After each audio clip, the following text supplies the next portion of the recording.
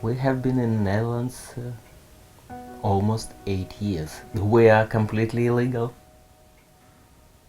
despite many efforts to apply for resident status and for asylum in the Netherlands.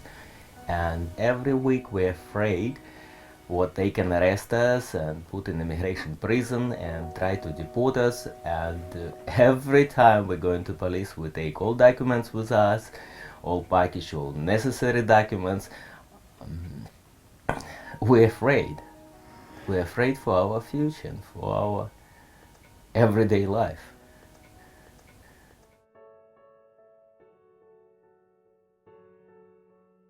In 1989, I was beaten by KGB.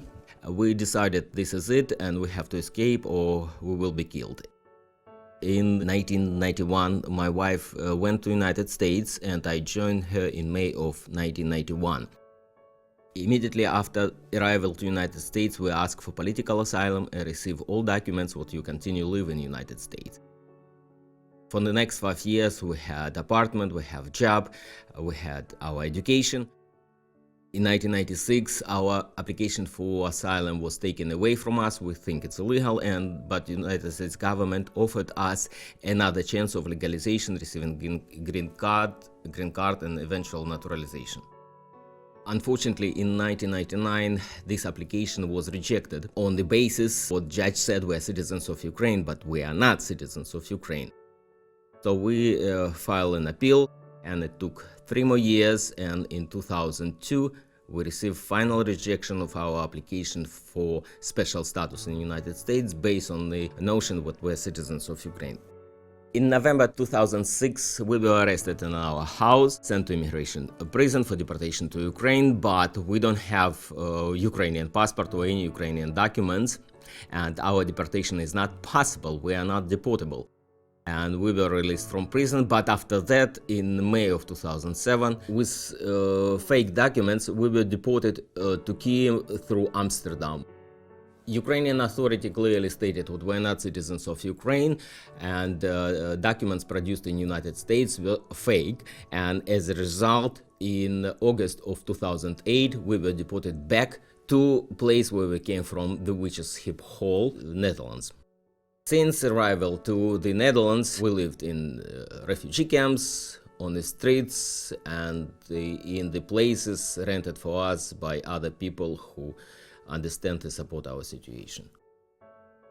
In May of 2013, we asked Minister of Immigration, Mr. Teifen, to grant us discretionary residence permit, but it was refused because he said we have to go to Ukraine, we have to ask Ukrainian citizenship, but some things, in another things, they say we have to go to Ukraine and Ukraine has to deport us to United States. Since that time, we just live in no man's land, without absolutely any rights, without any human rights, without any prospects for the future, and without any prospects for our life.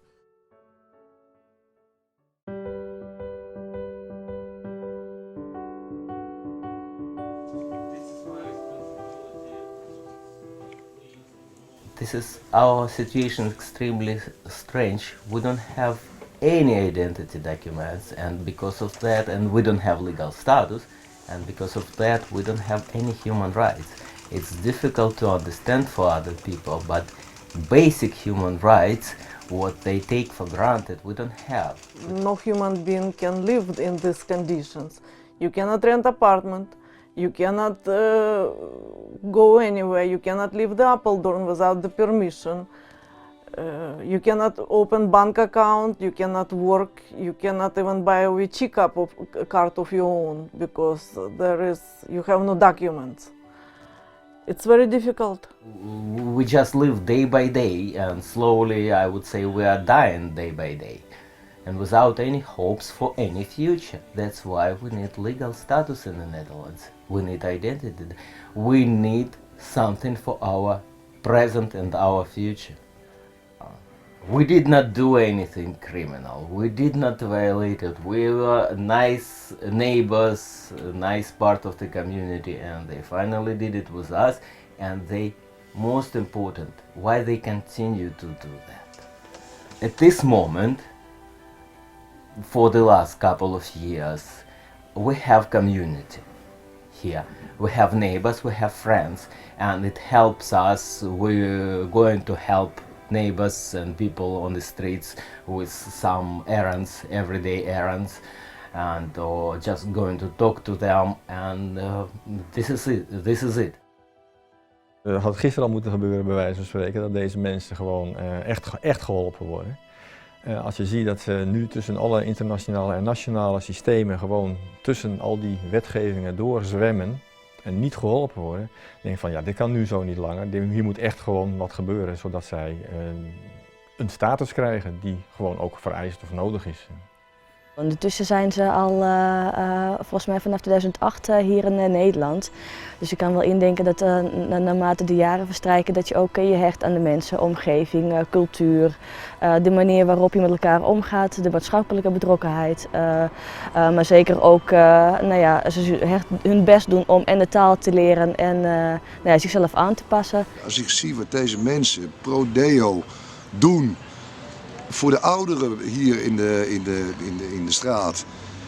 Simpele dingen, de vuilnisbakken buiten zetten, even een hekje schilderen of een tegel goed leggen dat die mensen niet kunnen struikelen.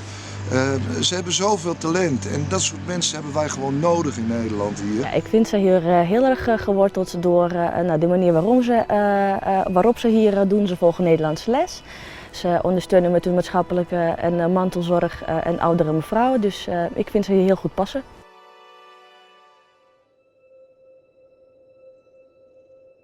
Op 15 mei 2015 kwam Igor voor het eerst bij mij over de vloer.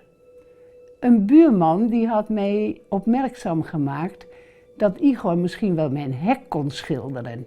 En toen kwam Igor zich voorstellen en sindsdien is hij nog steeds bij mij over de vloer. Ik ben ziek geweest. Igor, toen heb ik gemerkt dat hij echt een arts is. Die heeft aan mijn bed gezeten en nu is Igor eigenlijk mijn steun en toeverlaat.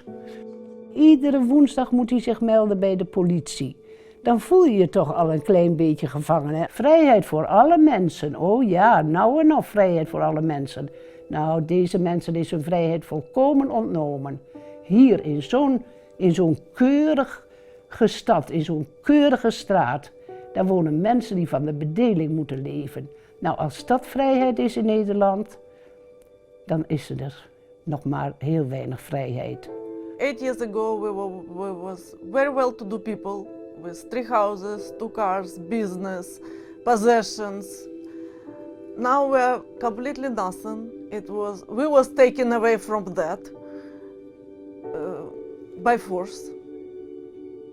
Now we are completely nothing. We live on donations from people. We live in a 20 square meters apartment who rented by us, by people. They give us money for food. So we are completely homeless and poor people. We are not free. We live officially in the detention, immigration detention, it's just because we are good people, we are not danger for society, we do not commit the crime, they let us out of the prison, but every week you have to report to the police because you are in custody of the police, of the immigration services, whatever. You cannot be equal with the people who have job and who has opportunities and you have nothing. And we have a lot to offer. We're both very educated.